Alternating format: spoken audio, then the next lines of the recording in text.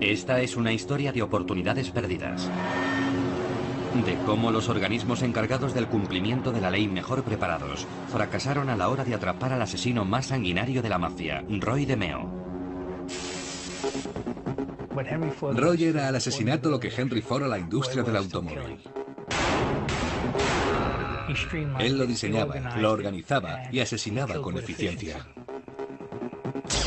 En los años 70, DeMeo se embarcó en una desenfrenada oleada de asesinatos. Cuando Roy te mataba, no encontraban tu cuerpo. Sus víctimas pueden llegar a ser 200 personas. Roy DeMeo era tan culpable como cualquier asesino en serie. No solo mataba a sus víctimas, sino que las descuartizaba, denigraba y despojaba para siempre de su humanidad. Algunas eran asesinadas simplemente porque acompañaban a un objetivo. Si buscas malvado en el diccionario, aparecerá su foto. La gran pregunta es, ¿por qué la policía y el FBI no pararon antes a Roy DeMeo?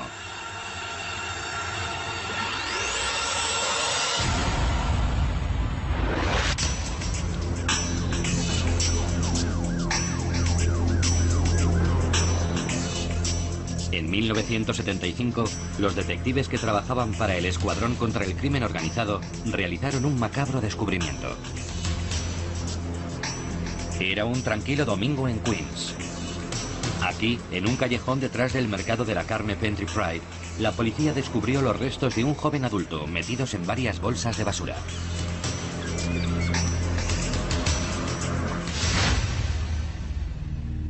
La víctima era Andrei Katz, un delincuente de poca monta. Andrei Katz era un ladrón de coches muy bueno. Suministraba coches a talleres de chapa y pintura y también suministraba coches a concesionarios de coches usados.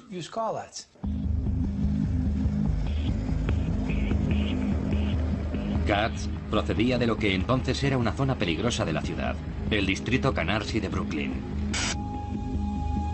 Durante la década de 1970, Canarsie era el epicentro del tráfico de coches robados de la ciudad.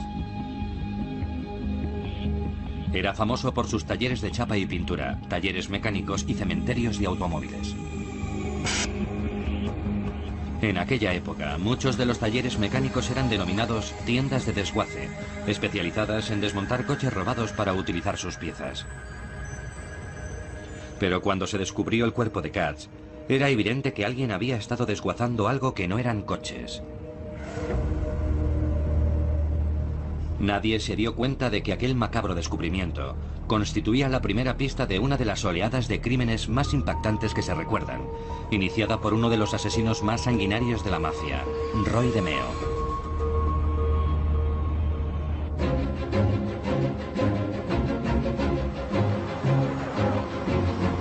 La vida de Roy DeMeo podría haber sido muy distinta.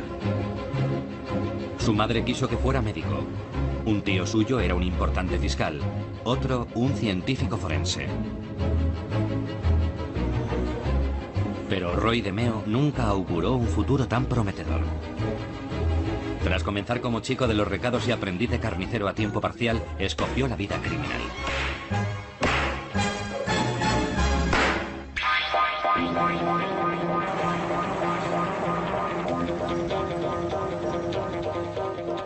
A finales de la década de 1960, a Roy DeMeo le marchaba bien en la carrera que había elegido.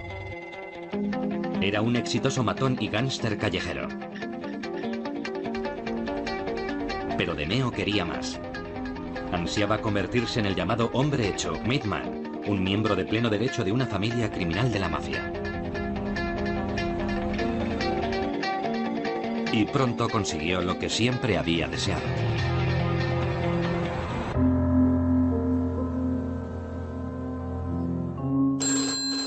Un día recibió la llamada. Alguien quería reunirse con él.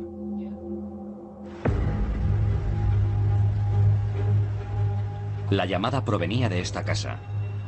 Era el domicilio de Nino Galli. Galli era un capitán mafioso de la tristemente célebre familia criminal Gambino de Nueva York.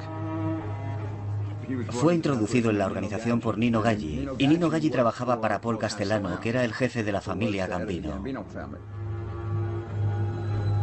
Los Gambino eran la más poderosa de las 5 familias criminales que controlaban los bajos fondos de Nueva York. Para DeMeo era un honor. Una reunión con Nino Galli podía ser el primer paso en el camino para convertirse en main man, miembro de la mafia.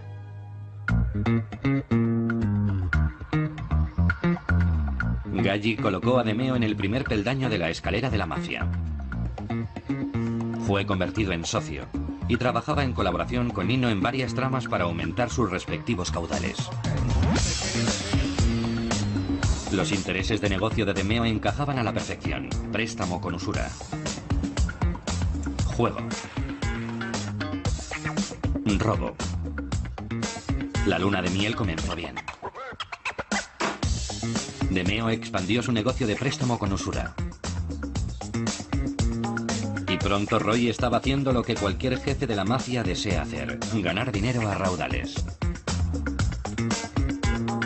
Pero DeMeo era algo más que un simple prestamista. Él era un emprendedor.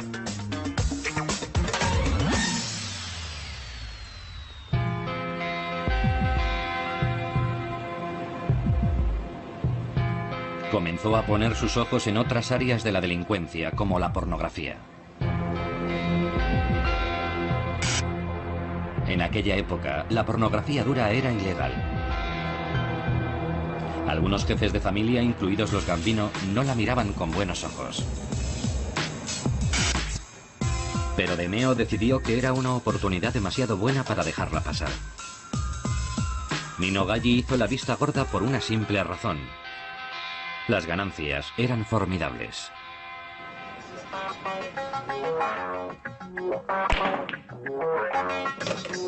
Para cumplir sus acuerdos, DeMeo construyó su propia banda de delincuentes especializados, conocida como la Banda de DeMeo.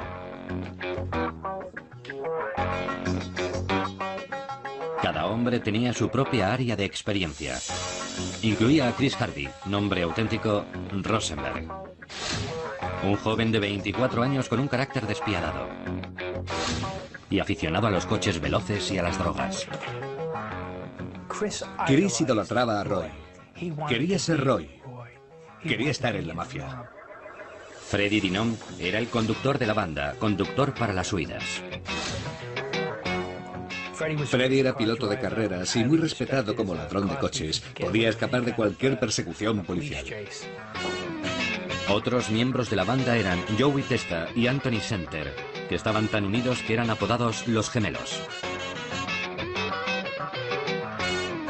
En conjunto se trataba de una curiosa mezcla de caracteres, pero les unía su admiración por DeMeo. Le veían como a un padre. Mientras él ascendía en la escala, les hacía ascender a ellos en la escala.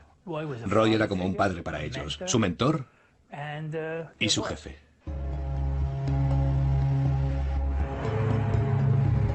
La banda solía reunirse en un bar, en la avenida Flatlands, Brooklyn. Actualmente es una iglesia, pero en aquella época se llamaba Salón Géminis, y era el club y base de operaciones de la banda de DeMeo. El Salón Géminis era un bar de barrio.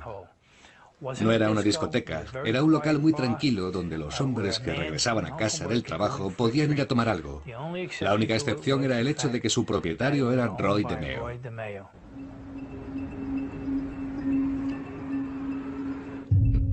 Desde su base en el Salón Géminis, DeMeo empezó a expandir su operación delictiva. Roy era un emprendedor. Buscó muchas formas de expandir su negocio y lo hacía extraordinariamente bien. En 1972 realizó una hazaña extraordinaria para tratarse de un criminal de carrera. Se introdujo en el mundo de las finanzas. Fue elegido miembro de la junta directiva de un pequeño banco, el Brooklyn Credit Union. Al principio, Roy empezó a trabajar bajo las órdenes de Nino, ayudando a lavar dinero. Pero DeMeo no se detuvo ahí. Vio la oportunidad de robar dinero en efectivo, además de lavarlo. Lo que ocurrió fue que Roy se introdujo en el negocio, lo organizó y lo llevó un paso más allá. DeMeo comenzó a desfalcar dinero. Saqueó el capital del banco y consiguió que otros directores hicieran lo mismo. Cuando hubo terminado, el banco se fue a la quiebra. Para entonces había proporcionado a él y a Nino Gaggi cientos de miles de dólares.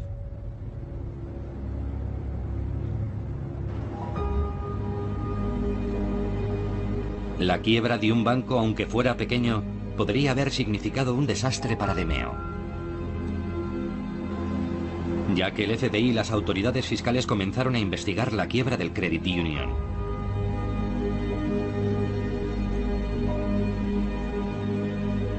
Pero tanto Gaggi como DeMeo ya se habían desvinculado de aquella actividad y no se les pudo inculpar. El resultado, eran libres. Y se libraron de aquello. DeMeo se las había arreglado para eludir a las autoridades. Ahora pensaba que podía quedar impune de cualquier cosa, incluso del asesinato.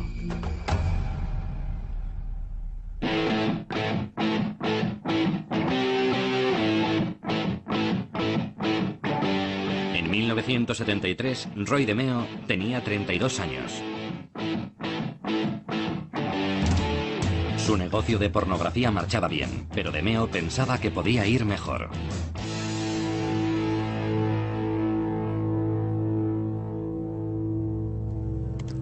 Entonces, uno de sus socios, Paul Rosenberg, fue arrestado.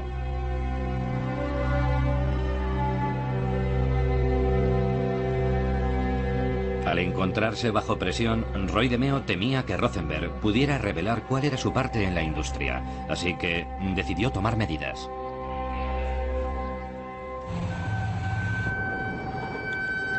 En julio de 1973, recogió fríamente a Rosenberg y lo condujo a una parte tranquila de la ciudad.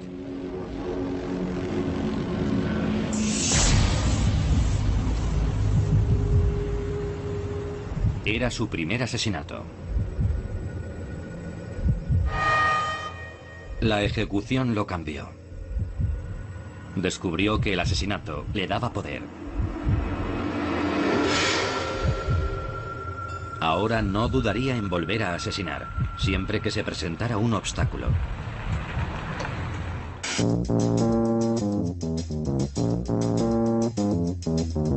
Pronto surgió la oportunidad de cometer más asesinatos debido al creciente interés de DeMeo en otro rentable negocio, el robo de coches. La banda de DeMeo estaba adquiriendo importancia en el lucrativo negocio del tráfico de vehículos robados.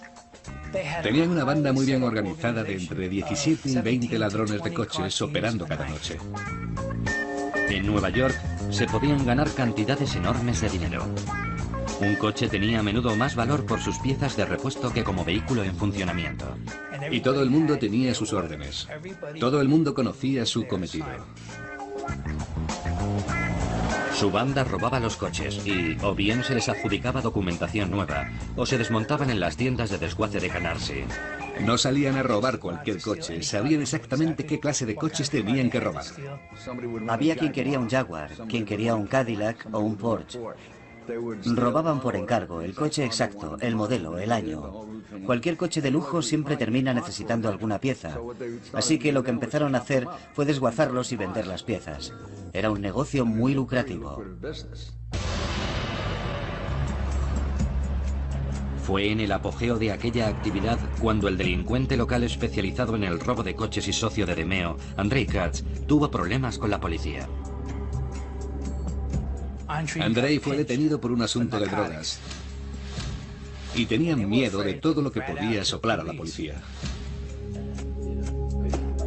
Temiendo que Katz pudiera cantar, consultó con su mentor, Nino Gaggi.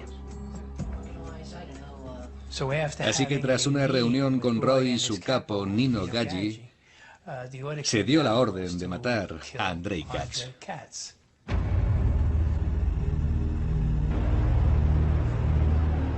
DeMeo preparó un elaborado plan. Katz fue conducido por una mujer cómplice a una trampa. Lo capturaron, le pusieron una soga al cuello y lo arrastraron hasta el interior de un coche. Entonces, DeMeo y su banda llevaron a Katz a Pentry Pride, el mercado de la carne en Queens. Pero esta vez, DeMeo hizo algo diferente. Inspirado por el entorno, puso en práctica su experiencia como aprendiz de carnicero.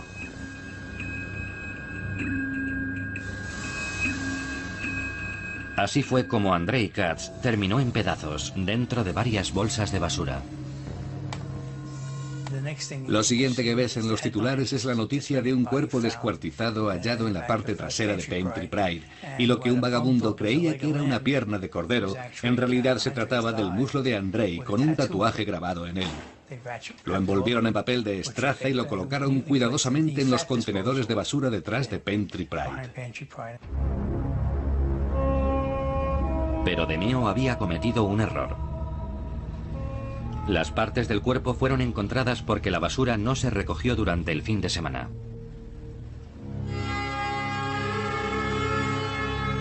Una vez más, DeMeo volvió a quedar impune.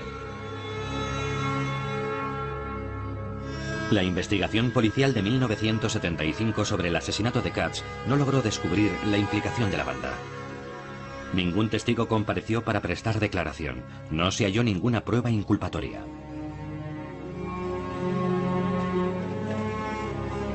Para el detective de homicidio retirado Joe Wendling, la razón fue que Katz no era el tipo de víctima adecuado. Si la víctima es el propietario de una tienda, hay más repercusión social. Pero cuando la víctima es un personaje del crimen organizado, no hay tanta repercusión, y los detectives no ponen tanto interés. Yo consideraba aquello una enorme debilidad. Yo siempre iba a ver a mi jefe y a veces tenía prácticamente que ponerme de rodillas y suplicarle que me dejara investigar el homicidio. A partir de entonces, Roy DeMeo comenzó a disfrutar de aquella forma de asesinato. Roy DeMeo fue probablemente uno de los tipos más viles, despiadados y sanguinarios con los que me he cruzado. El descuartizamiento era raras veces utilizado por la mafia, pero para DeMeo se había convertido en su sello. No tenía ningún respeto por la vida humana, no tenía ningún respeto por nadie, excepto por sí mismo. Si buscas malvado en el diccionario aparecerá su foto. DeMeo descubrió que se podía hacer desaparecer a cualquiera. Cortaban el cuerpo en pedazos, lo descuartizaban, envolvían las partes cuidadosamente y las dejaban en contenedores. Los contenedores se vaciaban y el contenido se llevaba al inmenso vertedero de la avenida Fountain, en Brooklyn. Toda la basura de Brooklyn y Queens se llevaba allí. En ese vertedero había una zona especial para subproductos cárnicos, que tenían que ser cubiertos de inmediato con basura, y las excavadoras lo cubrían todo. Si arrojabas algo allí jamás sería encontrado, jamás. Por eso lo utilizaban. Cada vez desaparecían más personas. Había un número de personas que habían desaparecido y nunca pudimos encontrarlas. Había un grupo de hombres que estaban asesinando a gente cuyos cuerpos nunca se encontraban.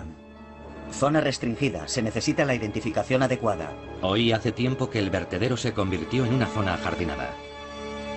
Y hay pocas pistas sobre el número de cuerpos que DeMeo envió allí.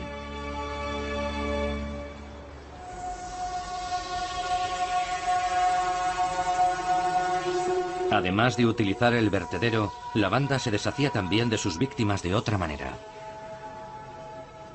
Cortaban en pedazos los cuerpos, los metían en bolsas consistentes y los tiraban desde una barca al océano.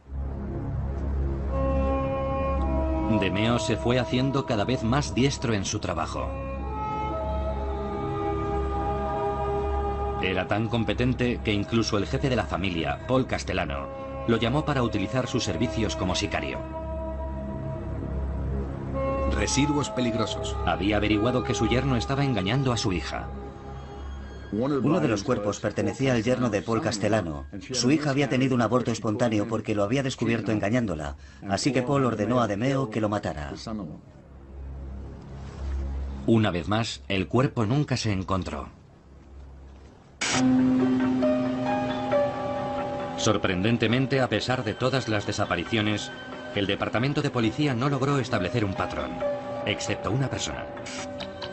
El detective Joe Wendling. Primero Wendling y luego un compañero del departamento de tráfico de vehículos robados, John Murphy, detectaron algo. Todos los asesinatos estaban vinculados al mundo del tráfico de vehículos robados. Un informador me dijo, fíjate en la cantidad de ladrones de coches que están desapareciendo. Creo que están cortándolos en pedazos y por eso no los encontramos. Pero a pesar de aquella pista, nadie siguió investigando.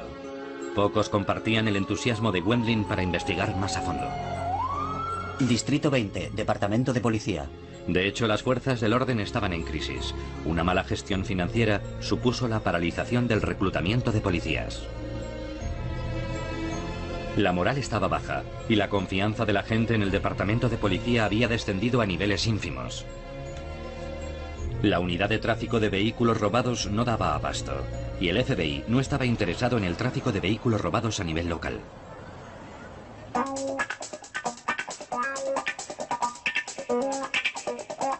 Así que eran unos tiempos fantásticos para DeMeo. Sin nada que se interpusiera en su camino, el negocio prosperó. 77.000 coches fueron robados en Nueva York solamente en 1974. Ningún área está a salvo del robo de vehículos. Afecta a todo el país, aunque las grandes zonas metropolitanas están experimentando las tasas más rápidas de crecimiento. Para DeMeo, el dinero seguía entrando a espuertas. Fue una epidemia terrible de delitos relacionados con el robo de vehículos. Y se encontró una cantidad enorme de almacenes con carcasas de coches en su interior.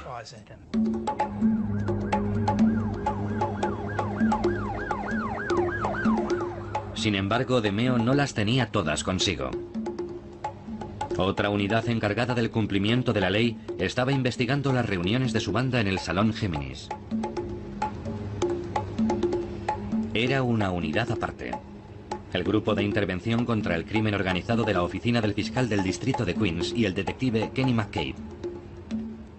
Kenny era el agente de inteligencia de la oficina del fiscal del distrito. Guardaba todos los archivos sobre el crimen organizado. Cubría todos los funerales, todas las bodas. Escribía pequeñas notas y tenía carpetas y carpetas de todas las familias. Entonces, Joe Wendling, John Murphy y Kenny McCabe hicieron lo que el amplio conjunto de organismos encargados del cumplimiento de la ley no había logrado hacer. Empezaron a comparar notas.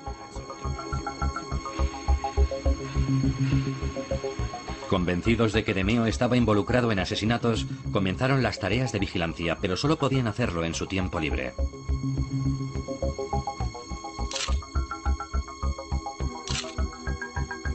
Aunque se les había escapado que DeMeo acababa de recibir un importante ascenso.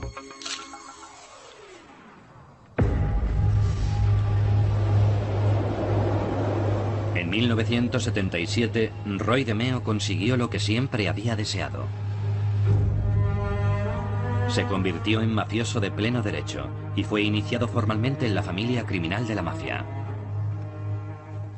Para ser iniciado, o te conviertes en un ganador de dinero o en un sicario. Matas a alguien o ganas dinero. DeMeo era ambas cosas. Roy DeMeo se convirtió en lo que se denominaba made man, hombre hecho, trabajando a tiempo completo para el capo Nino Galli. Fue un momento grandioso en la vida de DeMeo y la realización de un sueño. Así que DeMeo y su banda estaban exultantes. Y con la euforia llegaron más asesinatos. Las cosas marchaban tan bien que la banda incluso aceptaba trabajos para cualquier cliente que pagara por ello. Eran asesinatos a sueldo, en lo que terminó conociéndose como la máquina de asesinar. Roy decidió expandir el negocio al asesinato. No solo al asesinato de enemigos, ahora asesinaban para las familias. Aceptaba cualquier contrato, invitaba a la víctima a una fiesta y no volvía a saberla nunca más. Eso fue lo que hizo Roy.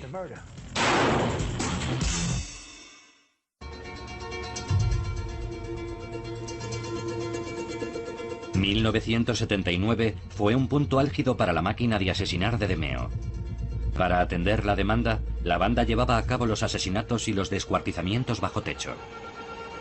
Ahora la mayoría de los asesinatos se cometían en la parte trasera del Salón Géminis. Detrás del salón había un apartamento cuyo arrendatario era un tipo llamado Joseph Cugliano.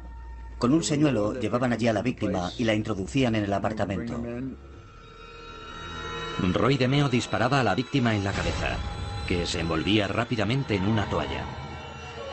Chris Rosenberg apuñalaba a la víctima en el corazón para detener la hemorragia. Luego se dejaba el cuerpo drenando durante 45 minutos. En el cuarto de baño lo metían en la bañera. Luego lo descuartizaban y guardaban los pedazos en una bolsa de basura resistente. Después de descuartizar el cuerpo y eliminar la sangre por el desagüe de la bañera, se sentaban todos con Roy DeMeo, encargaban una pizza y se la comían con las manos llenas de sangre. Así de despreciable era esa gente.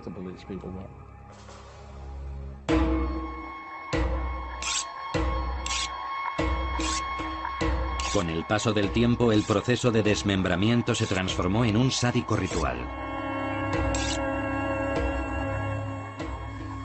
No había necesidad de hacer aquello. Era pura maldad perversa. La mafia no lleva a cabo sus asesinatos así. ¿Para qué llegar a esos extremos cuando puedes sencillamente meterle a la víctima una bala en la cabeza y tirar su cuerpo al mar? Lo hacían por pura perversión. Y DeMeo empleaba esos métodos porque era un psicópata.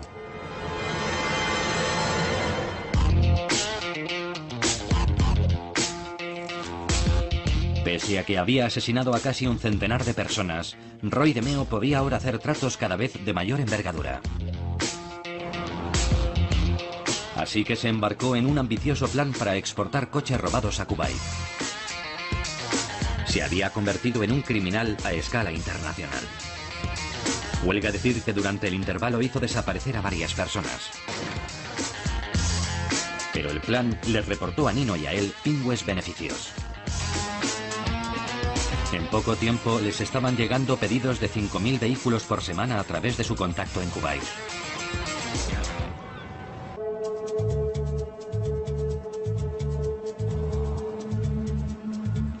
En paralelo, DeMeo se implicaba cada vez más en negocios de cocaína. Paul Castellano no veía con buenos ojos el tráfico de drogas, puesto que atraía la atención de las fuerzas de la ley. Sin embargo, y principalmente a través del miembro de la banda Chris Rosenberg, los negocios de la cocaína se multiplicaron. A principios de 1979, Rosenberg viajó a Florida para comprar cocaína a un grupo de cubanos. Chris Rosenberg aterrizó en Florida y llegó a un acuerdo para adquirir 1 kilo de cocaína que debía ser entregado en Nueva York. De regreso a Nueva York, Rosenberg cometió un gran error, que tendría graves consecuencias para DeMeo. Los cubanos fueron a entregar las drogas. Vinieron a Nueva York a vender el material. Como Rosenberg era el contratista, se dijo: oye, no pienso pagarles, voy a matarles. Y se los cargó. Asesinó a 3 personas. Los jefes de los cubanos estaban indignados por la actuación de Rosenberg. Cuando Roy se enteró, dijo: van a mandar aquí a un ejército y van a matarte. Y le preguntó: ¿qué nombre les diste? Y él contestó: dije que iba en nombre de Roy DeMeo. Entonces Roy dijo: Dios mío, mi familia está muerta. Van a venir aquí y se van a cargar a toda mi familia. Los asesinatos de Rosenberg podían originar una guerra frontal entre los cubanos y el clan Gambino. A modo de compensación, los cubanos exigieron la cabeza de alguien en lo que luego se conocería como la crisis cubana.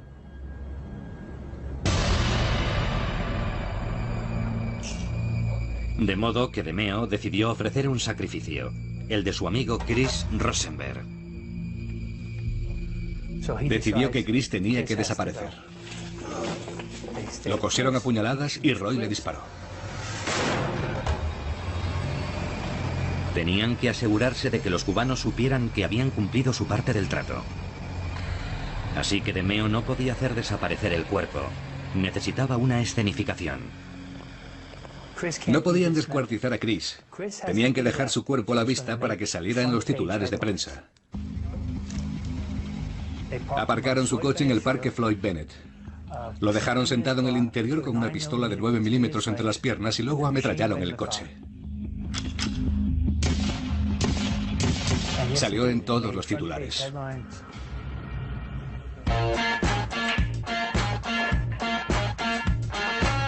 Una vez desaparecido Rosenberg, DeMeo regresó a sus negocios. Y siguió gozando del favor de Paul Castellano, el jefe de la familia Gambino, que apreciaba sus especiales habilidades. Roy no podía ser asesinado porque Polly necesitaba a sus pistoleros. DeMeo y sus hombres eran muy respetados, y eso le confería mayor poder a Polly. Nadie se atrevería a meterse con Polly. Por ese motivo, Roy DeMeo era tan importante para Paul Castellano. Sin embargo, la crisis cubana dejó huella en DeMeo. La idea de que los cubanos querían matarle le volvió paranoico, y eso le llevó a cometer un grave error. Confundió a un joven vendedor de aspiradoras de 18 años con un asesino cubano. Roy se puso muy nervioso cuando vio a aquel pobre vendedor de Electrolux merodeando por las casas de Massapequa y subiendo a su casa a venderle un aspirador. Persiguieron a aquel pobre sujeto por medio Long Island. Lo mataron y desaparecieron.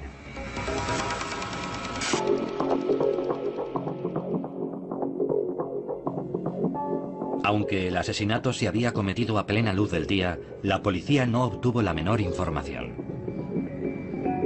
Ningún testigo se atrevió a hablar.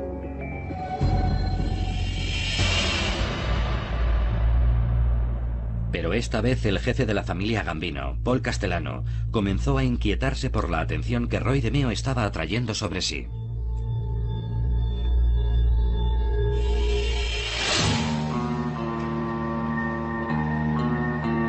Entonces, a finales de 1979, Castellano decidió matar a 2 miembros de su familia criminal. De modo que dio instrucciones a Nino Galli y a Roy DeMeo para que ejecutaran el asesinato. La orden le llegó a Nino Galli. Mátalos, encárgate personalmente. Así que Nino decidió contar con su mano derecha y principal asesino, Roy.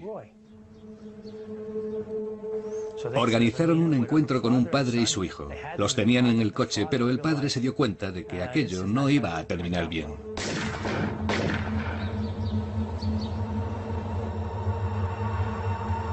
Un policía local fuera de servicio fue testigo de los asesinatos y salió en su persecución. Un sargento de la policía que trabajaba en sus horas libres como taxista vio los fogonazos. Fue a detenerlos y se organizó un gran tiroteo. Nino fue alcanzado por los disparos y Roy escapó. El simple hecho de que se hubiese producido un asesinato y un tiroteo en el que había un policía implicado era algo que nadie podía ignorar.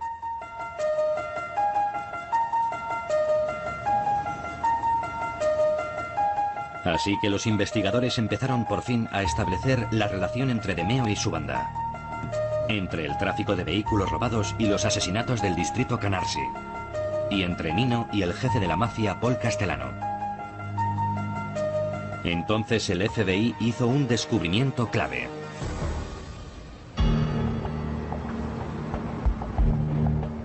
En 1980, un funcionario de aduanas que se encontraba de servicio en los muelles se fijó en un cargamento de coches con destino a Kuwait. Parecía tratarse de vehículos robados a los que se había aportado documentos nuevos de matriculación.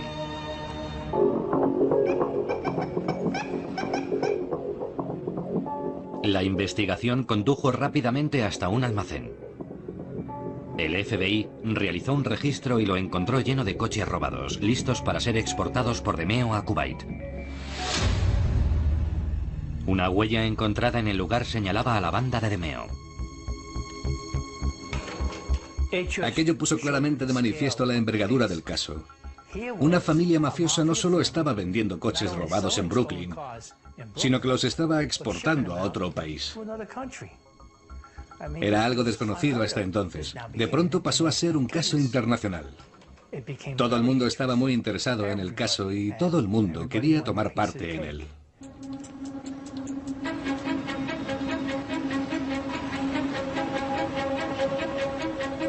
En 1982, la presión sobre DeMeo iba en aumento. Una nueva fuerza de intervención se trasladó a las oficinas de Foley Square en Nueva York para encargarse del caso. La encabezaba un fiscal de reconocido prestigio, Walter Mack. Walter es un fiscal realmente brillante. Ese hombre, Walter Mack, es uno de los mejores fiscales que he conocido en mi vida, sin la menor duda. Es un tipo con redaños, y fue él quien ensambló todo el caso.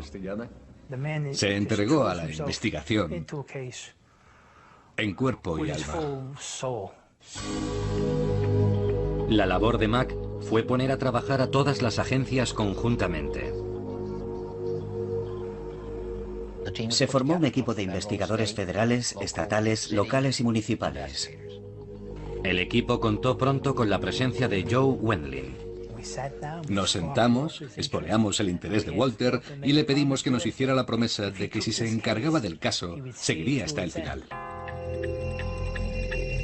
Walter Mack cumplió, y pronto algo quedó claramente de manifiesto. Lo que había comenzado como un caso de tráfico de vehículos robados a gran escala se estaba convirtiendo en algo de mucha más envergadura. La policía de entonces nos había trasladado un caso de tráfico de vehículos robados. Aunque había expectativas de que la mafia pudiera emerger durante la investigación, no se consideraba un caso puramente relacionado con la mafia. A medida que Mack y su equipo avanzaban en la investigación, la máquina de asesinar de Roy DeMeo salió a relucir. Y lo que sucedió entre los siguientes 6 meses a un año fue el extraordinario trabajo combinado de unos investigadores llenos de motivación, que estaban convencidos de que los integrantes de aquella banda habían eludido su responsabilidad por actos verdaderamente espantosos, y dedicaron su empeño a buscar los medios y los mecanismos que pudieran servir para encajar todas las piezas. Despacio pero con paso firme, Mack y su equipo construyeron el caso contra DeMeo y su jefe, Nino Galli. Esta vez estaban decididos a impedir que se les escaparan. Existía el compromiso para con las víctimas, las madres, los padres, maridos, viudas, los hermanos y las hermanas, de que había llegado el momento de hacer justicia con aquella situación y eso les animaba a seguir. Una de las tácticas que exploraron fue acosar a DeMeo para ver si se derrumbaba. Entonces les llegó una información que podía realmente inquietarle, un paso decisivo.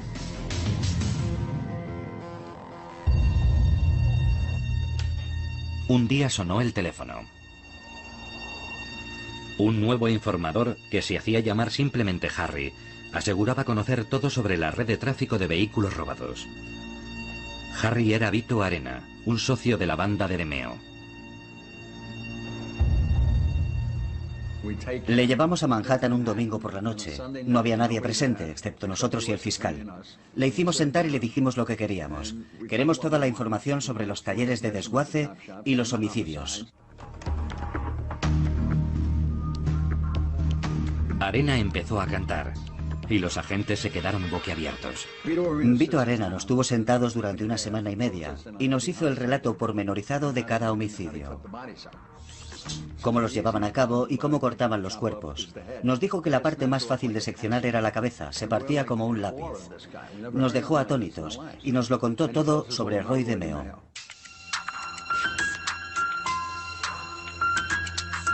Para demostrar aún más sus credenciales, el informador señaló al equipo el paradero de una de las víctimas, Joe Scorney.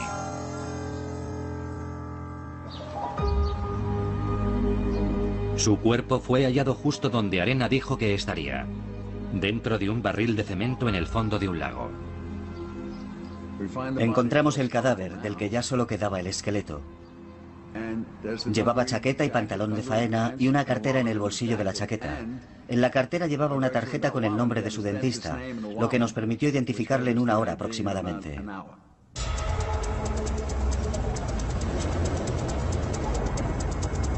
Como consecuencia de ello, Joe Wendling fue enviado al Salón Géminis para plantear la situación a DeMeo y ofrecerle un trato a cambio de su delación. Sabían que Roy estaba implicado en tantos asesinatos, en tantas muertes, que sería una fuente de información muy valiosa para la policía. Roy DeMeo no estaba en absoluto por la labor. En lugar de eso, Joe Wendling se encontró con que DeMeo le ofrecía un trato a él. Roy dijo, vais a tener que matarme. Ya sois perros viejos, ¿para qué buscaros problemas? Os daré $1 millón en una cuenta de un banco suizo. A nombre de vuestras esposas, dadme el ok y dedicaros a vivir como reyes. Yo me volví y le dije, algún día te sacaré del maletero de tu coche. Pero si vienes con nosotros, te salvaré la vida. Y él me contestó, soy un buen soldado, estoy en la mafia, y cuando me llamen acudiré como un buen soldado.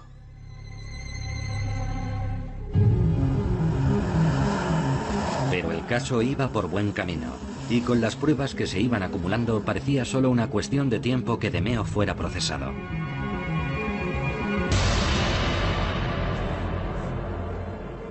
Entonces ocurrió un desastre que amenazó con estropearlo todo.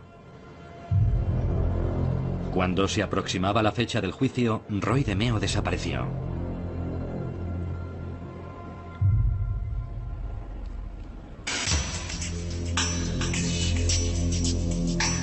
La policía salió en busca de DeMeo.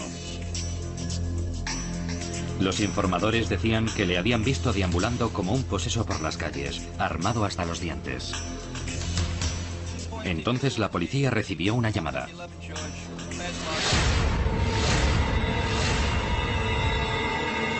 Roy DeMeo, el despiadado asesino, había sido encontrado muerto en el maletero de su Cadillac.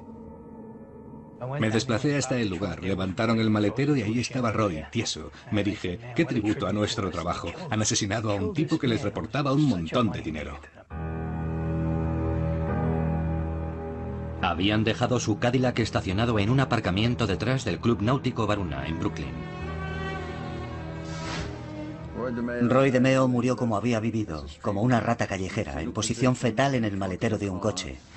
Ningún miembro de las fuerzas de la ley experimentó el menor sentimiento de compasión o de empatía, incluido yo mismo.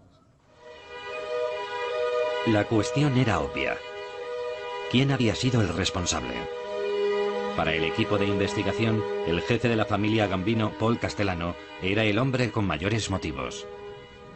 Roy DeMeo fue asesinado porque Paul Castellano decidió que representaba un riesgo. Se dieron cuenta de que nos estábamos acercando a DeMeo y pensaron que si finalmente lo deteníamos, encarcelábamos y le convertíamos en un informador, hubiese significado la destrucción de todo su imperio. Castellano tenía motivos para estar preocupado. Incluso estando muerto, DeMeo había dejado demasiadas pruebas perjudiciales, pruebas que acarrearían la destrucción de la familia. Poco después, las fuerzas de la ley se presentaron en el Salón Géminis con una orden de registro. Desmantelamos el cuarto de baño y encontramos sangre en las cañerías. La sangre, al contrario de lo que se ve en televisión, nunca desaparece. Si hay sangre en las cañerías o en la pared, permanecerá allí siempre y será identificable. Así, pudimos cotejar la sangre con las muestras de sangre de las víctimas y de sus verdugos. Las pruebas condujeron al equipo hasta el jefe de DeMeo y lugarteniente de Paul Castellano, Nino Galli. El caso se convirtió en el proceso judicial del Estado contra Galli. Pero Paul Castellano tampoco estaba a salvo. Él también tuvo que enfrentarse a un proceso judicial.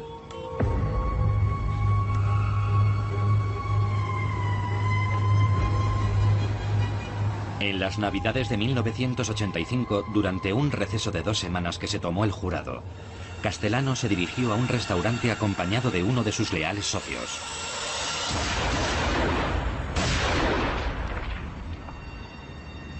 Unos pistoleros anónimos lo abatieron a tiros. Fue una encerrona. Lo llevaron allí y lo liquidaron mientras bajaba del coche. La muerte de Polly fue la consecuencia de toda nuestra labor y la de Walter. Nosotros encerramos a todos sus asesinos, a todos sus principales soldados. Y eso les permitió matar a Paul. Una vez desaparecido Castellano, en un último proceso, el resto de la banda de Demeo y su capo, Nino Gaggi, fueron juzgados por los asesinatos pendientes, incluido el del ladrón de coches Andrei Katz. No se trataba de un caso construido de la noche a la mañana, ni en una semana. Fue fruto de años de investigación, de conversaciones con informadores, de enviar agentes a Kuwait y de la ardua labor de Walter Mack.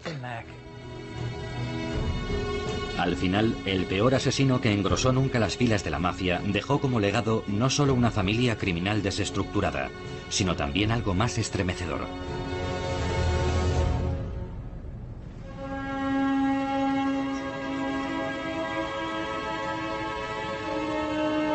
Solo una parte de sus asesinatos se han podido resolver. Lo cierto es que nunca conoceremos la cifra exacta.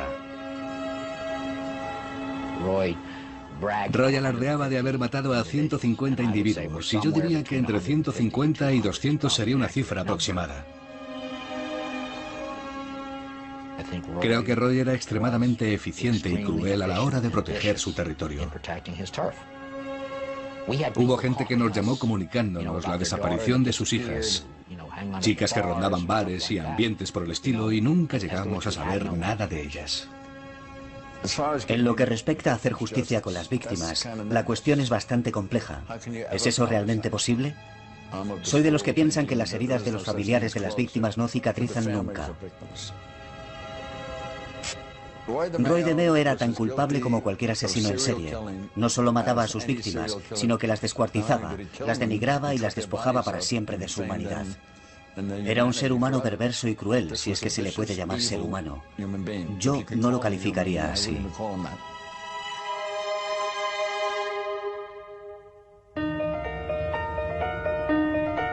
Al perder varias oportunidades cruciales de parar a DeMeo, la maquinaria encargada del cumplimiento de la ley debe asumir su parte de responsabilidad.